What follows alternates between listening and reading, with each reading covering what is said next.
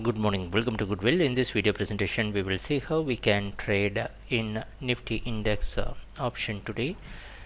Before looking into that, let us see what happened yesterday and what we expected yesterday. The chart you're seeing is Nifty index futures 7-minute candlestick chart. This candlestick indicates yesterday's price opening, which shows that the price opened at 10,731. So we expected price to stay in buying. So right after the opening it came down and tested 10,720 and it had a good buying and it went up till 10,788 and closed near 10,774.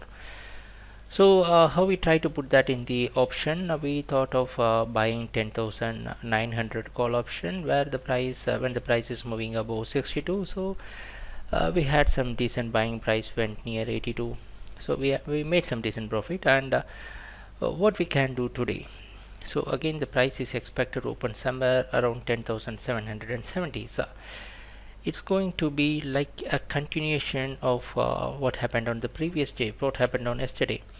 If we see that the price had taken various resistance around 10,760, so it's going to be a close call.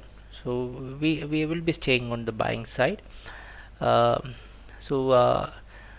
If the price cannot sustain 10,760, it will result in a failure, so that the price will reach 10,600.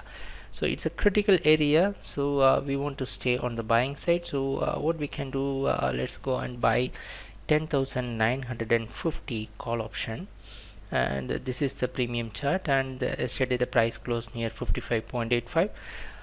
Wait for the price to move above 60 and 62, then go for buy. Don't blindly buy. Only if the price is moving above 62, then buy, else leave it, wait and see whether the price is sustaining 62.